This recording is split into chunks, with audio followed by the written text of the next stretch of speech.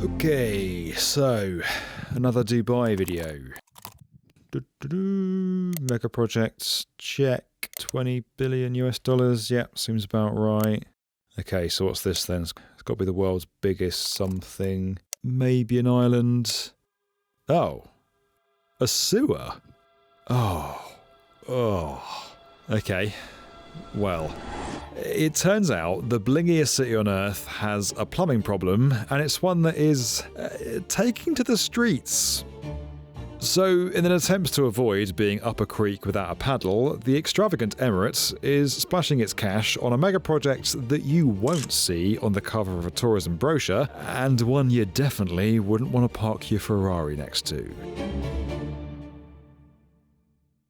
Let's take a trip back to the noughties. Who remembers this? Here's all the poop trucks all lined up. How much, Mark? 10,000 gallons each. It's the flatteringly named Dubai Poop Snake, and it's the rather less glamorous consequence of the city's crowning achievement. In 2010, Dubai burst onto the global stage with the completion of this mahoosive icon. An extraordinary accomplishment blending technical skill and breathtaking ambition. Dubai had arrived, baby, and this titanic tower ushered in a new era of rapid urban development, which experts refer to as more is more and less is snore. But growing at such light speed had its ups and downs, underground to be precise. The legend goes that this vast tower wasn't connected to the city's sewage system and instead needed a constant supply of tankers to carry away its waste. That's not entirely correct, but the truth isn't much better. In reality, the Burj Khalifa was plumbed in, but the sewage system for the entire downtown core was already over capacity, and building the world's tallest skyscraper there was just the cherry on top. Thousands of sewage trucks were indeed called in to take receipts of these unwanted deliveries until the system caught up. Today, the Burj Khalifa makes use of a sophisticated sewage treatment system that cleans that and pumps it back out through fountains for the enjoyment of everyone at ground level. But while the Burj Khalifa might have cleaned up its act, the problem for the rest of the city has only gotten worse. The Palm Jumeirah, another of the city's iconic megaprojects, might contain some of the most exclusive real estate in the world, but it's not immune from Dubai's problematic pong. In 2018, raw sewage was spotted flowing onto the road on the eastern crescent of the island. It had come from this, a temporary sewage treatment plant that was overloaded. According to one eyewitness, it's been like this for about 6 months, and it smells. Sewage has been lying on the road and is even splattered on the blue construction boards. And this wasn't a one-off. In 2019, residents on the Palm Jumeirah complained of chronic issues with plumbing, a persistent bad smell, blocked sewage pipes, and broken water supply to their homes.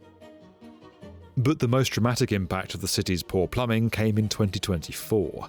The UAE was struck by flash floods after it suffered the heaviest rains since records began. Roads turned into rivers. The tarmac flooded at Dubai International Airport. The floods overwhelmed the city's drainage system, and there were reports across the Emirates of sewage mixing with floodwater. But in case you're thinking of swapping your Lamborghini for a dinghy, then don't worry, because a plan is afoot. In 2023, the Executive Council of Dubai approved construction of the Dubai Strategic Sewerage Tunnels, a massive plan that's going to give this city a modern and sophisticated sewer system that'll keep it regular for the next century. It's designed around 2 deep-level tunnels, each one serving a different part of this city. The larger of the 2 is going to run for 50 kilometers through the most densely populated areas: Bur Dubai, downtown, and the Southern Growth Corridor. Along the way, waste is fed into the main tunnel through a 10-kilometer network of link pipes. The tunnel will gradually widen from 3.5 to 6.5 meters over its length as its workflow is increased.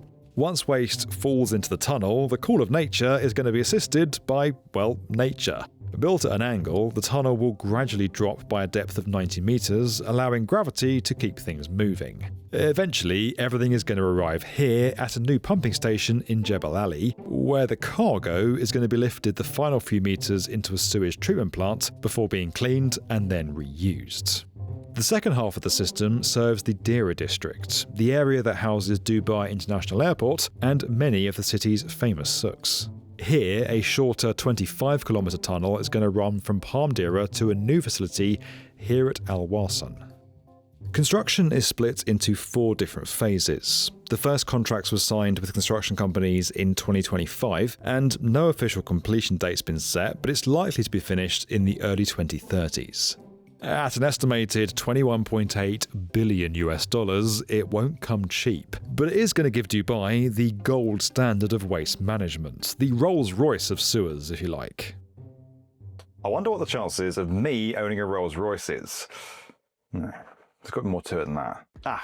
Easy. Model, stochastic lifetime earnings, discounted to present value, minus fixed outgoings, run a Monte Carlo against phantom depreciation and maintenance, integrate the outcomes where surplus exceeds cost, and there is my probability. Did you follow that?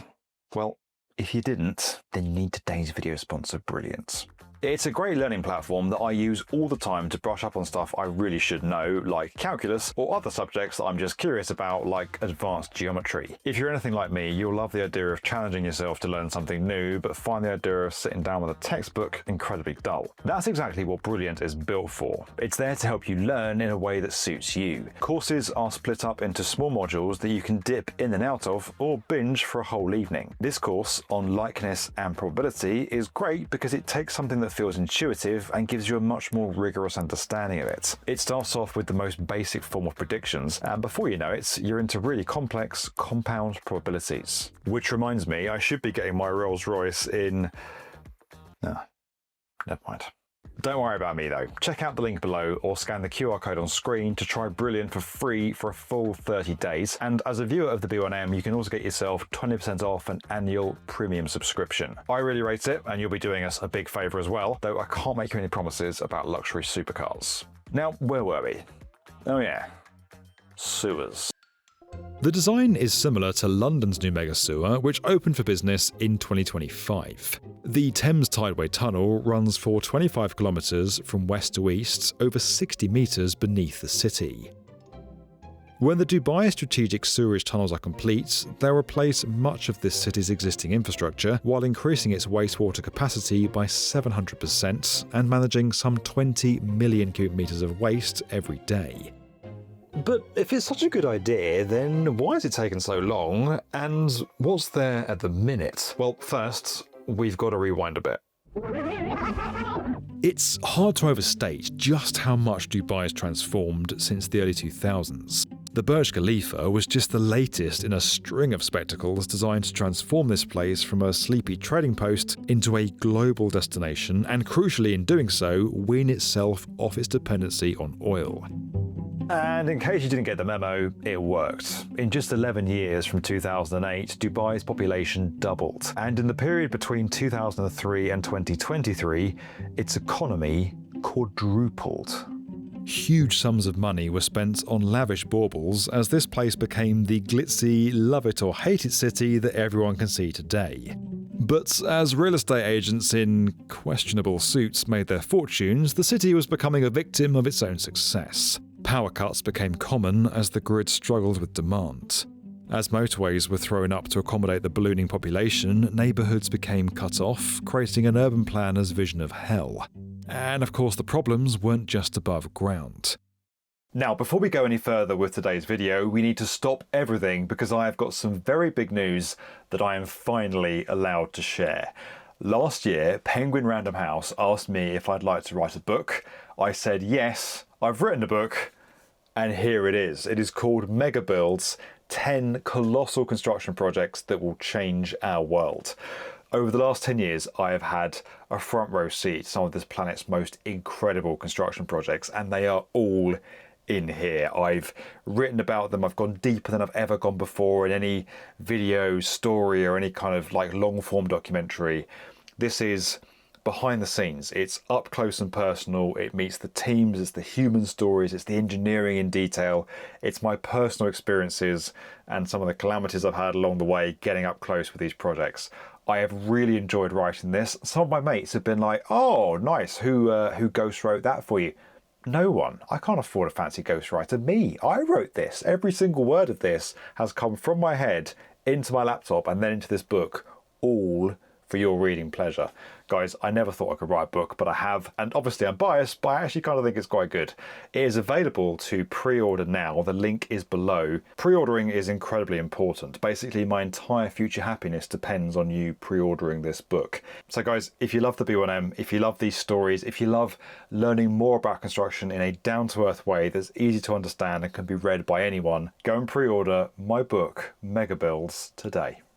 It wasn't that there was a total lack of plumbing, there was just no coherent system. By the mid-noughties, Dubai had over 1,200 kilometres of sewer pipes, but those pipes all existed in small localised networks that had been built ad hoc rather than in response to a city-wide strategy. There was also another reason why everything was struggling.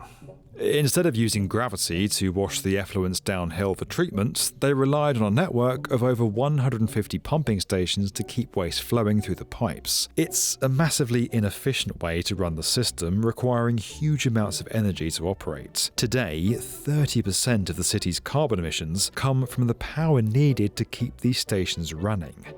But more importantly, they require constant maintenance. As residents of the Palm Jumeirah discovered, as soon as one malfunctions, the consequences make themselves known pretty quickly. As the system struggled to cope, tankers were often called upon to fill the gap when it was caught short. In 2013, 30% of all the waste arriving at this plant in Jebel Ali was delivered by road. The poop snake was back.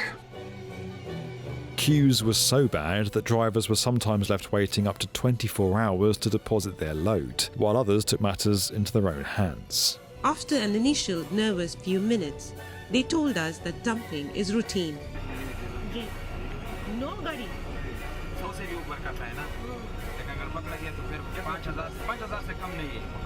In those days, if you were lucky enough to stay in one of Dubai's seafront hotels, you might literally have had to stay there. The overflow caused by tankers dumping waste caused beaches to be closed as sewage clogged up on the shoreline. Now, granted, this is all pretty gross, but in case you think we're being unfair here, I want to reassure you that I'm not just trying to dunk on Dubai. This isn't a story of a city that was too busy lavishing money on vanity projects to get the basics of its infrastructure right. That period of growth from the mid-noughties up to today was faster and more dramatic than anyone could have predicted. And how can you plan and build a sophisticated infrastructure network when you don't know what the next 5 years is going to look like? Remember the Tideway tunnel we mentioned earlier? That's designed as an overflow system to supplement London's venerable Victorian sewage network, which opened all the way back in 1865. In the 1850s, London was in a similar position to Dubai now. It was experiencing extraordinary population growth, and its waste disposal system, aka the River Thames, was struggling to keep up. In fact, it took a particularly hot and dry summer in 1858, known as the Great Stink, for the government to finally act. The city was engulfed in such a foul stench that the curtains in Parliament were soaked with lime chloride to try and hide the smell. The sewer, built over the next 6 years by Joseph Bazalgette, was hailed as a marvel of civic engineering. But more importantly, it signalled a turning point in the city's evolution. It's not just the sewer Dubai is fixing up. Back in 2021, the city's ruler, Sheikh Mohammed bin Rashid Al Maktoum, unveiled Dubai 2040, a huge plan to fundamentally rewire the city and transform it from a builder's yard with Bugattis into a modern planned metropolis. Those isolated pockets, hemmed in by motorways, are going to give way to 5 new city centres, all with the amenities that residents need within short walking distances.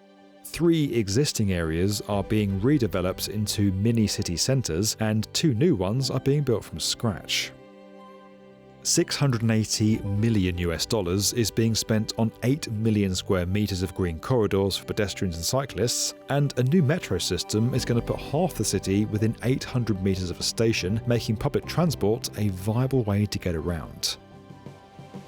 Dubai's strategic sewerage tunnels may not be the most glamorous or even most excitingly named of construction megaprojects, but they are incredibly important. This city is world famous for what it's built above the ground. But as is so often the case, it's what's happening under the ground on projects that are out of sight, out of mind, and led often by unsung heroes that makes what we see above ground happen.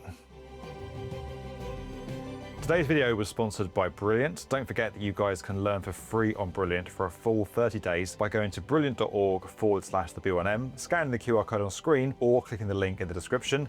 Brilliant is also giving our viewers 20% off an annual premium subscription, which means you'll get unlimited daily access to everything on Brilliant. And as always, guys, if you enjoyed this video and you want to get more from the definitive video channel for construction, push that flush button. I mean, hit that subscribe button.